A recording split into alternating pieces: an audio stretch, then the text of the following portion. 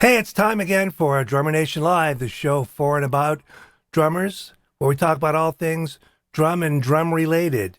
Today I have a wingman, Evan Stone, who asks the question of whether or not our personal politics are expressed in our playing or tied into our playing in any way. Interesting point he makes. Let's see what he's got to say. Stick with us, we'll be right back.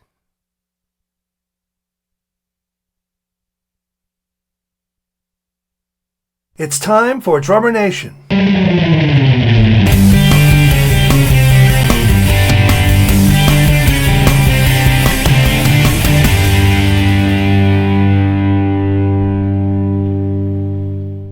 Hello everyone, my name is David Victor. I'm General Manager with the Craviato Drum Company. We wanted to offer a one-ply, solid shell product, but we wanted it to stay true to our mission of offering handmade drums of uncompromised quality built here in the USA. So take a listen to our Center Stage Series drum set.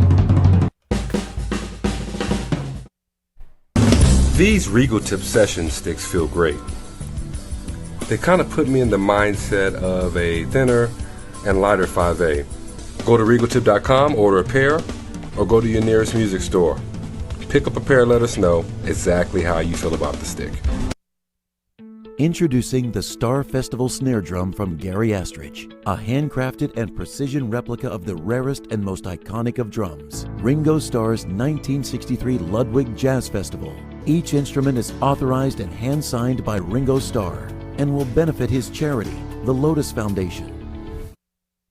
Memphis Drum Shop is the world's premier provider of percussion instruments. With 6 showrooms of gear, mycymbal.com, the Memphis Gong Chamber, and a first-rate repair department, turn to Memphis Drum Shop for all your percussion needs. All right, and we're back. That was Chad Smith at Memphis Drum Shop. He's a little nuts. We love that about him. Don't need these for this segment. I call it a wingman when I ask somebody to come on because we're winging it. I have no idea what the topic is going to be. If it's his topic or her topic, if it's my topic, they don't know what it's going to be. So I asked Evan Stone, one of my buddies on the West Coast, who is a forward-thinking gentleman, to come up with a topic, and he threw one at me that I had no expectation of. And it was about politics a little bit, which is on everybody's mind right now, for better or for worse. I had always said that this show would avoid politics unless you can relate it to drumming. In fact, we'll avoid any topic unless you can relate it to drumming. If you can relate it to drumming, we're on, man. It's fair game. So his point was that he's looking at political philosophies and whether or not they're expressed individually on the bandstand by you as a drummer or as an artist. And we'll explore his thoughts there. Again, I had no idea what was coming, and I like it that way. Keep it fresh and interesting. Later on yesterday, and I pre-recorded this yesterday because it's hard to line these things up live, but I also did an interview with the great Danny Serafin yesterday, and he got into politics a little bit too. And the question then becomes if it's appropriate to speak out. And my thought is that it is, because I'm a product of the 60s, where I like to think I was at an age where I got the benefits of the 60s without really having to pay the price. In other words, I think we made great strides in civil rights, in the environment, that movement, the women's movement, certainly the anti-war movement of the time. And we did it because people spoke out. The problem now with social media is that it gets to be so acidic. So, if you don't agree with something I say or somebody else says, why don't we just agree to disagree civilly? You know what I mean? Doesn't make you wrong, doesn't make me right, doesn't make you a jerk. A friend of mine said this new election is going to be between the what did he say? The racist and the communist. Because that's how it's getting, each side is presenting the other one as totally bad. I'm not down with that. This is not a conversation like that. We're talking about the bandstand, okay? And I guess we're going to get right to that. I don't see anything else in the way. So here's the interview, our wingman discussion with Evan Stone from yesterday. I think you'll dig. By the way, the live comments are open. Keep it clean, keep it civil, and you can say whatever you like. Here's Evan. So what's on your mind in Drumville today? Oh, it's just funny. I was just having this conversation with a friend of mine, a student, today for lunch. We were discussing the idea of how the possibility of how your politics could affect, or your ideology could affect the way that you play music, or the way that music is played in general. In other words, in a capitalist society, we think about like the individual as a capitalist, but in more of a socialist society, it's more about the collective. And as artists, I think the objective is to become more of a socially minded or socialist minded person, because it's the group effort, it's the music that has to come first. And then, as drummers, when do we decide that, we're going to become more capitalists and play more busy stuff to get the limelight to come on us or whatever? Like, how do you gauge as a player your moments of capitalism versus your moments of socialism? I see. So you're equating supportive roles as comrades, like a socialist so. agenda, and I mean, a solo role would be more like a capitalist. Yeah, and you could look at it like a democracy, sort of thing. Like, but it does. I mean, and I've had people argue with me on Facebook or whatever, saying you can't equate an economic program with a socialized program, a social program, or whatever. Like, you can't say socialism versus capitalism. Well, absolutely you can, because in socialism, it's about the collective, and the means of production is shared, et cetera, et cetera. And so the value is shared, versus the individual, more capitalist-minded me, my own personal growth and my own personal welfare and wealth, et cetera, et cetera. So I do think you can equate. In fact, if you look up the definition of socialism, it does talk about it in economic terms. I've remembered what I wanted to say, which is that Marx was a philosopher. He wasn't an economist. If you look at socialism, it's a philosophy. But before you get into social means of, who owns the means of production and all that, the philosophy is that everybody is responsible for everybody else. Right? Yeah, that's what you're getting and it's at. an equalization, right? Right. And I would argue that on the bandstand, it can be all of those things. If you're playing with Buddy Rich and Buddy's showing off and it's all about Buddy, that thing, then, you let him do it. Absolutely. If there are times when your role is to just put the groove down, you're never going to hear Keltner show off. Well, here's the thing about that is that, like, let's go down a list and look at the idea of, how do you categorize these drummers? Because some of them have figured out how to develop amazing skills, and work their way around the kit and have, technical, ferocity and whatever, if that's even a word.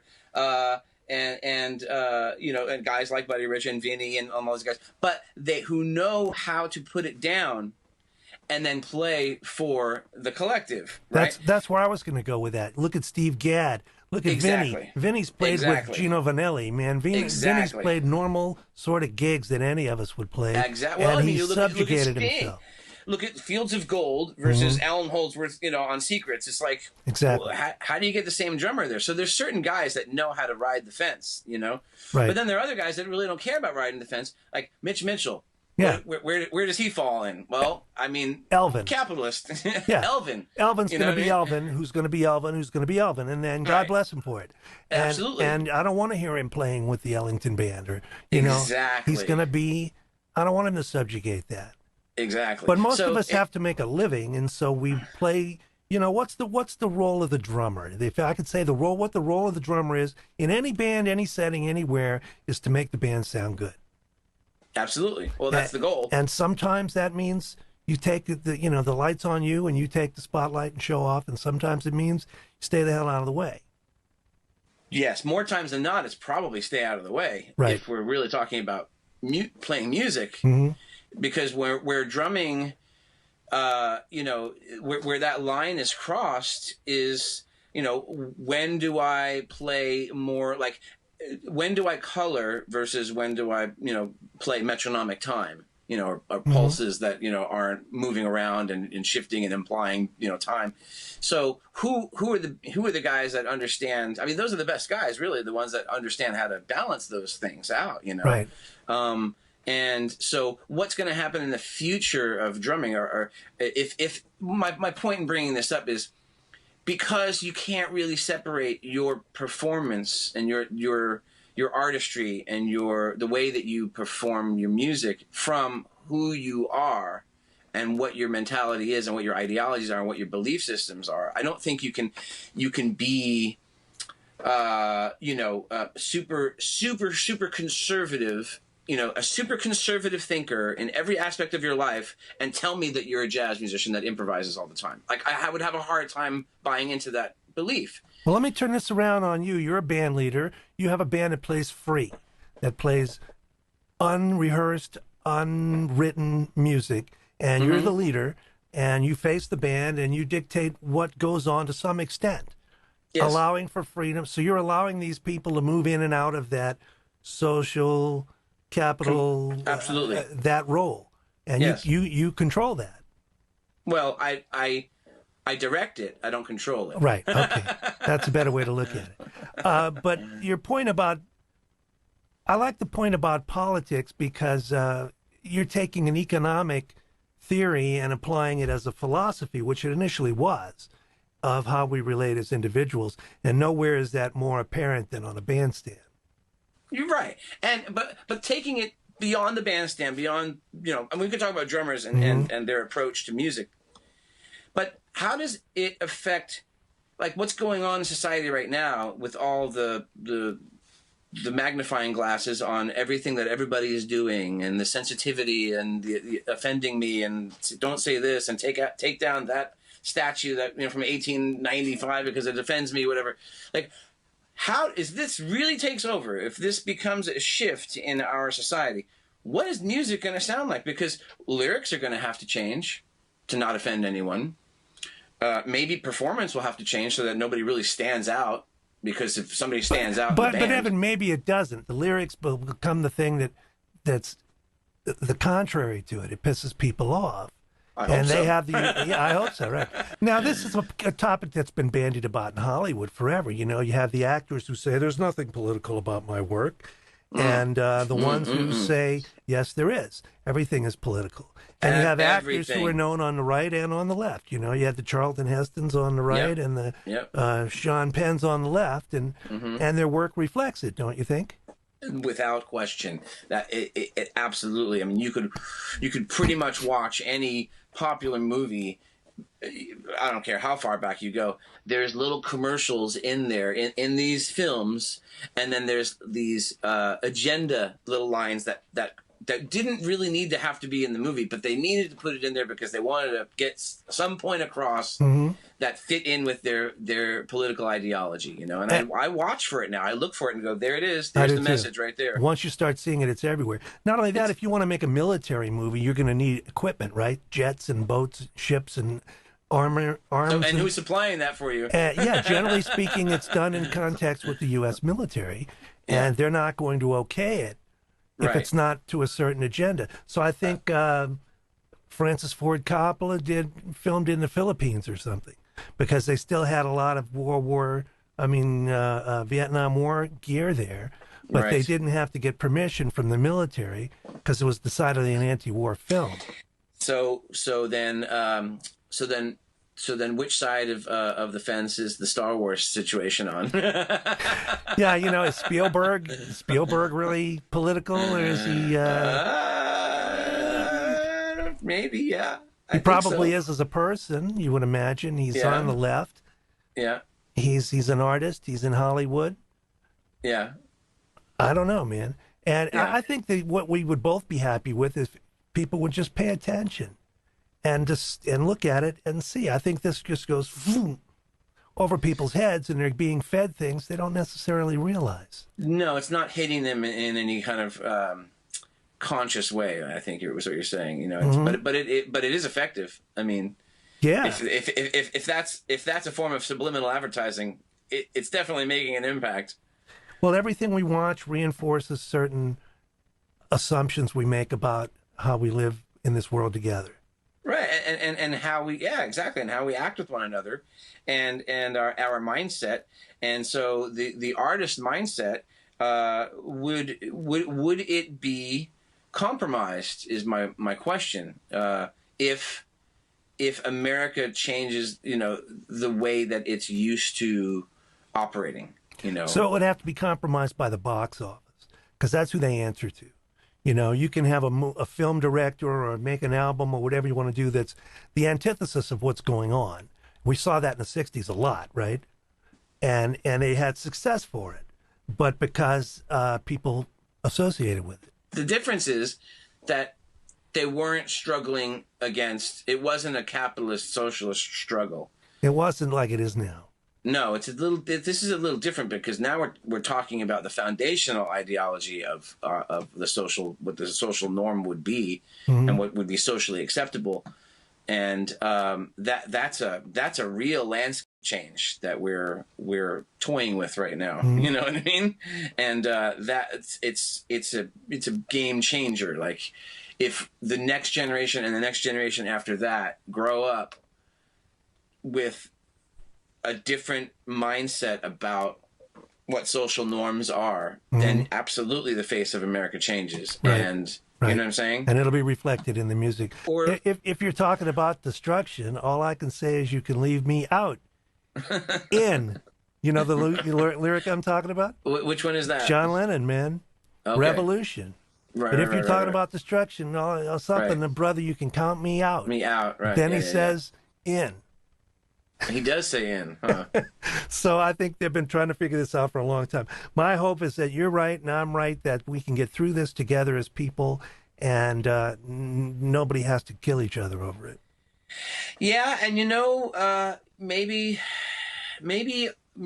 artists, musicians need to focus more on their subject material being about this, what's going on in society. And maybe it is, and maybe I'm a little bit out of touch with, Well, you had Straight Outta Compton, listen. right? You had all that stuff. NWA, I mean, they were for real, That was a voice from the street that Yeah. resonated with people. Yeah. And Well, it certainly I'm wasn't talking about, conformist. No. And of course, the Rage Against the Machines. Yeah, it's happening. We know that it's happening, and that's good.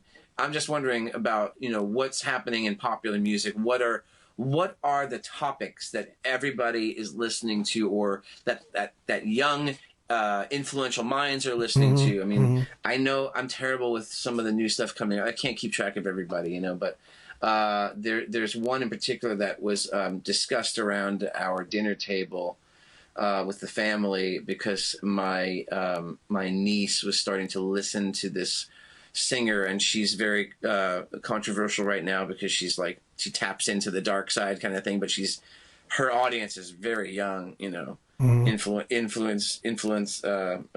highly influential minds. And my sister was like, I don't want you listening to her. I can't remember the name of the artist. How right old now, is this girl, though? She's like a Marilyn Manson type sort But of. how old is the girl in question?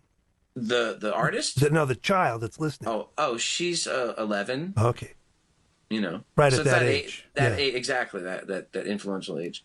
So, and I can't remember the name of the artist. I could probably pull it up on my computer. That's okay.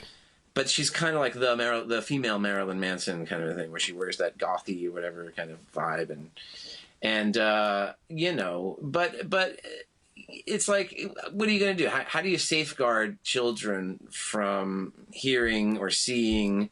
I mean, the internet is like, I mean, how do you stop? And you can put parental controls on, but I how don't is that know. going to stop your kid from going to their friend's house whose parents don't use parental controls? Yeah, I I don't know. When my son Kevin was a little kid, I was like, well, he's not going to play with guns, toy guns. And then I found them, they're shooting each other with sticks. Yeah, why not? And I'm like, Yeah. what's the difference? It's Let the him have the toy imagination. gun like everybody else did, and just teach him the difference, that it's not, Right. what Right. violence is, and that this is not real. So, that's when it's up to parents. I don't know, man. You've stepped in quite of a landmine here. Well, yeah. But Kevin I comes mean, in and blows up my show. yeah. But bringing it back to No, the I appreciate it. drumming, Yeah, go on. its effect will, in a sense, shape modern music. I think like the way that the new generation. I mean, you know, my niece's generation and the generation after that. What is going to be going on through their minds, and how is it going to influence their performance? Mm-hmm. Mm-hmm. You know, is music going to go through a major, you know, change that we're going to look back, you know, we're going to be listening to it, you know, as older people going, what the hell are you listening to? Like every generation does. Like every generation. Well, I have know, another topic for next time that dovetails into this, which is, and we'll tease it here. You know, when music changes from one genre to the next, or it goes like in jazz music, from swing to bebop, from this to that, it's usually the rhythm that leaves people out, right? They can't connect. The swing players couldn't play bebop rhythms. The beboppers didn't get the fusion thing. You know, right. and I think we're going through some other rhythmic transformations now with the drummers I hear, stemming from the whole gospel chop thing and others, and the tremendous ability these kids have that has like doubled up on the tempo inside of 16th notes to where it's a lot of 32nd notes. And it's busy and it's everywhere. And I'm not sure that guys over 50, you know, I don't hear that music.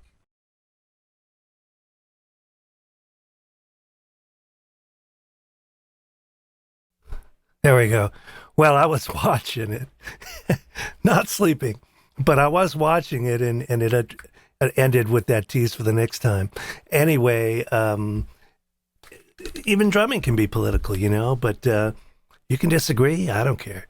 Let's just dialogue on this stuff. And thank you to Evan for coming up. You know, I had no idea what he was going to talk about, but he had an interesting subject. You got to give him that, and I appreciate that, and he'll be on again. Here's a few more words from sponsors. Pay attention.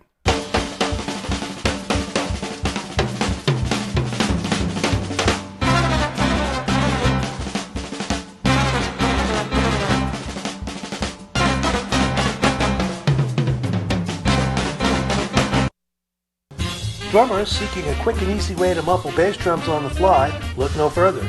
Muffbone offers an effective way to instantly dial in your sound in just a few seconds while seated at the kit. Find out more at muffbone.com. Our latest innovation has opened the door for all drummers to have the same access as top musicians in the world. Custom cymbals. Now available to everyone. Your next sound just got more interesting. Sabian Custom Shop.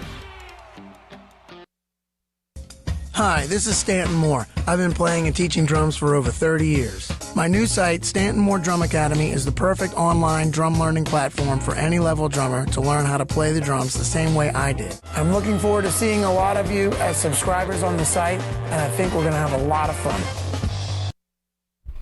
Okay, back to me. I'm going to make a few changes in the programming of the show because I've been simulcasting to a lot of these sponsors' pages, and in some cases my posts are outnumbering theirs, so that was never my intention. So I'm going to break it up as to where they go on any given week. I don't want you to go to somebody's Facebook page and find 8 out of 10 posts are Drummer Nation. That was never the intention. We want to help these companies and have them help us, so pay attention to the sponsors.